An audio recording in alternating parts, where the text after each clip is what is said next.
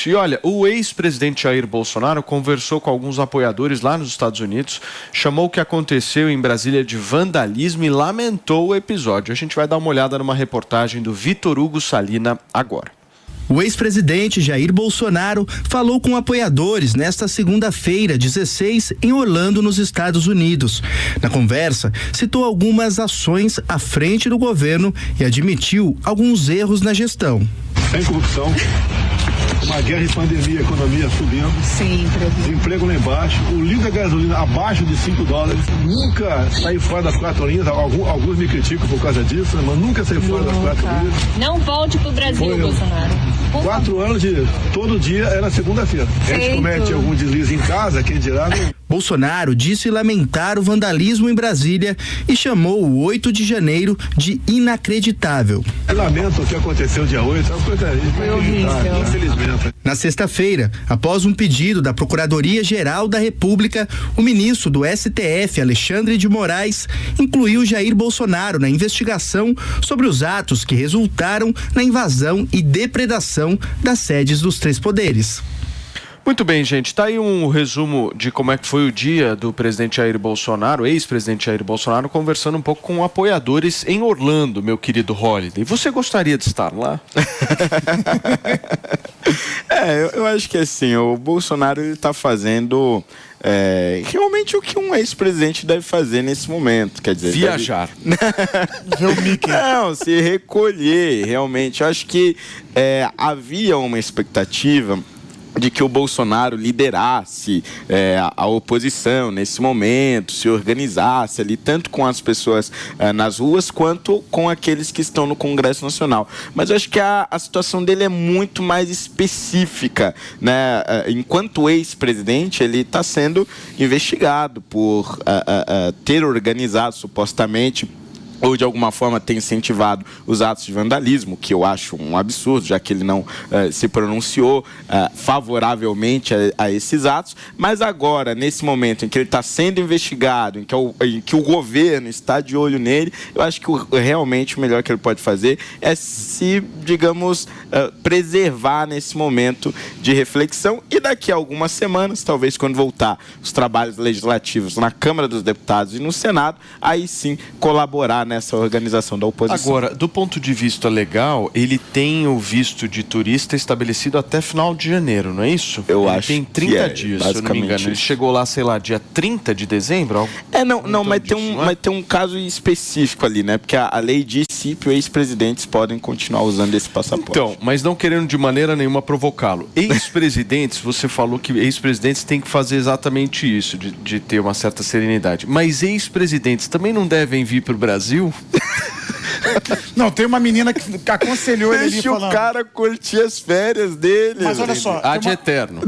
Não, entendi. Faz o quê? Faz 15 dias, claro. 10 dias. Uma moça nesse vídeo falou, não volte pro Brasil, presidente. Você viu ele falando? Qual conselho que você daria? Volte ou não volte? Não, eu acho que por enquanto fica lá mesmo. Nos próximos 4, 5 ou 16 anos, fica lá, né? Mais uns diazinhos pode. Ainda 20 anos. Ô, Ale, me explica um pouco dessa situação do ex-presidente Jair Bolsonaro, porque eu ouvi também alguns vídeos, fotos na internet do filho do ex-presidente Eduardo Bolsonaro, deputado federal Eduardo Bolsonaro, chegando em Dubai, que ele estaria, enfim, chegando em Dubai, e uma das alternativas também do Bolsonaro era de não voltar ao Brasil caso acabasse esse período de visto americano.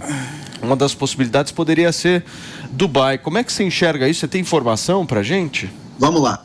Primeiro, é interessante que ele passou um cercadinho para Orlando, né? Então, muito chique agora, né? Ele tinha um cercadinho ali em Brasília, agora ele tem um cercadinho em Orlando. Mas, assim, o que ele está fazendo, está certo que foi dito, que ele tem aí esse visto até o dia 30 de janeiro. No dia 31 de janeiro, meu aniversário, eu vou ganhar de presente que ele esteja ilegal lá. Mas, enfim, na verdade, ele pode voltar, ele pode renovar, mas a discussão que está tendo no parlamento americano não é apenas do status do visto, é se ele tem ou não participação nos atos. Ele incentivou de alguma forma os atos no Brasil porque tem uma lei do século XVIII, muito pouco depois da independência americana, uma lei de 1780, mais ou menos, 1790, que diz que nenhum estrangeiro pode, de solo americano, desestabilizar, gerar golpe em outro país. Isso é uma lei americana que tem 200 anos.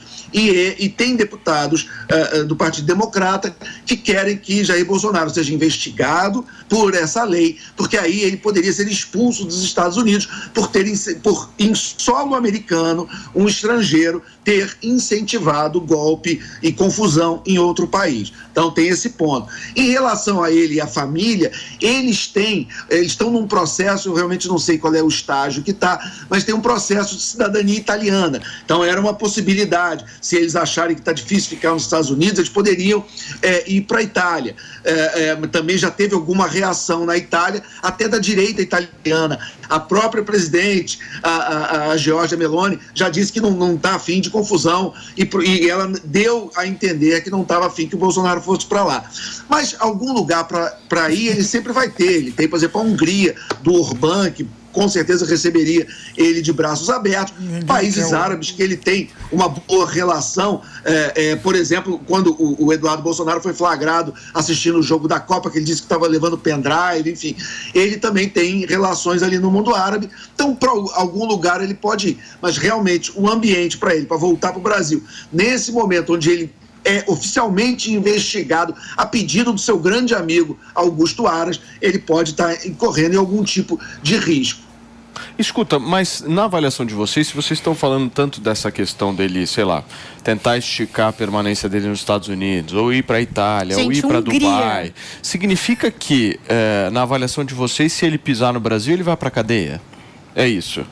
Acho que é o medo dele, né? Não, eu não acho. Mas olha, tem esse debate. Desculpa me meter nisso rapidamente, mas existe um debate hoje até tem uma pessoa ela fica tentando de todas as formas. Eu acho que ele vai voltar. Eu acho que ele vai voltar daqui a pouco. Você acha que ele chega? Com certeza, com certeza. Eu acho que a sua carinha não me engana. Não, acho que até o final desse mês. Você bota sua mão no fogo? Ele bota o corpo inteiro.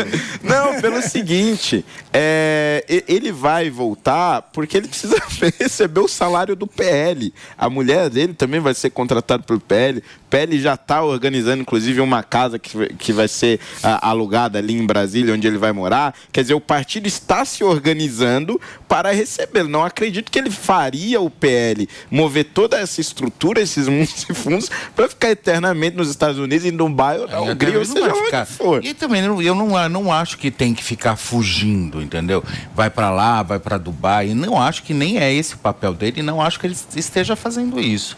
Eu acho que, na verdade, ele é óbvio, né? Eu acho que receio todo mundo tem, né? Claro, a gente não sabe, ainda mais agora, disse que agora acabou de passar o VT dizendo que o Alexandre de Moraes vai incluir ele no inquérito. Já incluiu. Né? Já incluiu ele no inquérito. A pedido da PGR. Então, ou seja, imagine, todo mundo tá na caça às bruxas total. Então, eu acho que, na verdade, o que ele tem que fazer é realmente se munir de bons advogados e vir para o Brasil e tá tudo certo. Eu acho que tem que... Você também não acha? O que eu ia dizer rapidamente é que tem uma nota no Globo, na Bela Megali de hoje, dizendo que há um debate entre os ministros do STF em relação à adequação ou não de um pedido de prisão de Bolsonaro, e eles estão dizendo que não. Na matéria diz que na conversa entre eles acham que não é a hora. Eu concordo, também acho que não é a hora, não. É lógico, vai prender ele. O que você acha, o Marrom? Rapaz, eu acho que ele tem que voltar mesmo, a vida continua aqui. E eu achei muito curioso o Zema falando, né, dessa teoria da conspiração, porque o Zema mineirinho, né, ele vem comendo pela ribeirada. E a gente não pode esquecer que ele já está em campanha, né, para presidente do Brasil. Você acha que aquela fala do Zema é eleitoral? É lógico, pô. A direita está sem representante. Quem é o representante da direita hoje?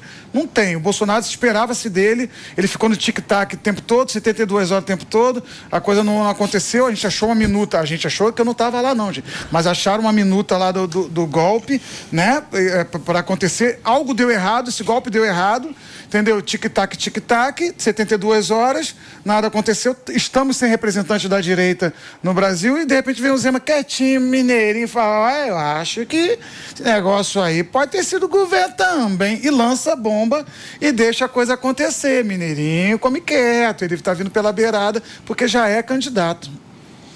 Você acha também, Holliday, que ele já Não, eu acho que a grande discussão da direita, a partir de agora, vai ser justamente essa, né? Quem será o candidato de 2026? Se por alguma razão o TSE ou o STF tornam o Bolsonaro inelegível, porque esse é um ponto fundamental.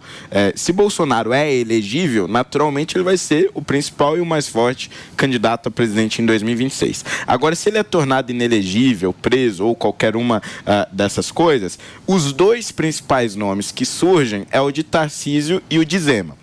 Só que o Zema está hoje num partido muito fragilizado, que é o Novo, só tem 3 deputados federais, é um partido sem representatividade no país e não teria força de levar uma candidatura presidencial adiante. Então ele teria que mudar de partido, esse seria o primeiro desafio dele.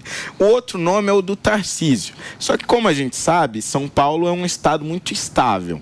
E deixar de se eleger, ou melhor, de se reeleger como governador de São Paulo, principalmente se ele tiver uma popularidade boa, e tentar eleger um sucessor, pode ser muito arriscado. Nesse cenário, então, onde o Tarcísio vai para uma reeleição provável e o Zema muda de partido, sei lá, talvez o próprio PL ou Republicanos, muito provavelmente ele seria esse candidato da direita, sim.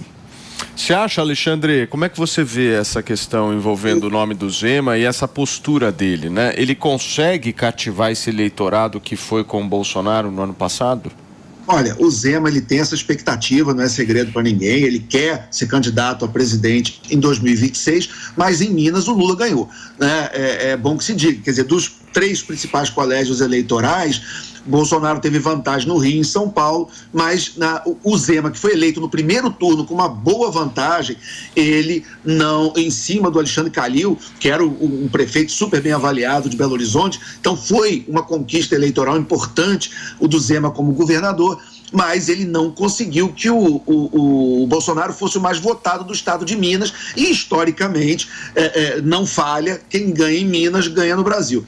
Então, o Zema, ele ainda tem que provar que ele é um nome que seja eleitoralmente viável fora de Minas. É o mesmo caso do Eduardo Leite. O Eduardo Leite, reeleito governador do Rio Grande do Sul, obviamente é um nome muito importante na política gaúcha, mas ele conseguiria ter votos no Brasil inteiro? Tem 4 anos ainda, é muito cedo para dizer quem tem eleição garantida, quem não tem. Ainda falta 4 anos no Brasil, é difícil você falar o que vai acontecer daqui a 4 dias. Imagina daqui a 4 anos. Mas esse ponto que o Holliday levantou, claro, é importante, que o Tarcísio vai levar em consideração. O Tarcísio poderia ser alguém buscando esse espaço, mas ele tem aí a possibilidade de se reeleger no maior estado do Brasil. Ele vai ponderar isso, sem dúvida nenhuma. Ele vai olhar a experiência do Dória, por exemplo, viu que o Dória se jogou numa aventura e hoje está até fora da vida política e sem mandato. Então, o Zema quer ser presidente, Eduardo Leite quer ser presidente. Então você tem aí os governadores dos principais estados sempre são possíveis candidatos a presidente. Agora, o que vai acontecer em 2026 ainda tem muita água para rolar.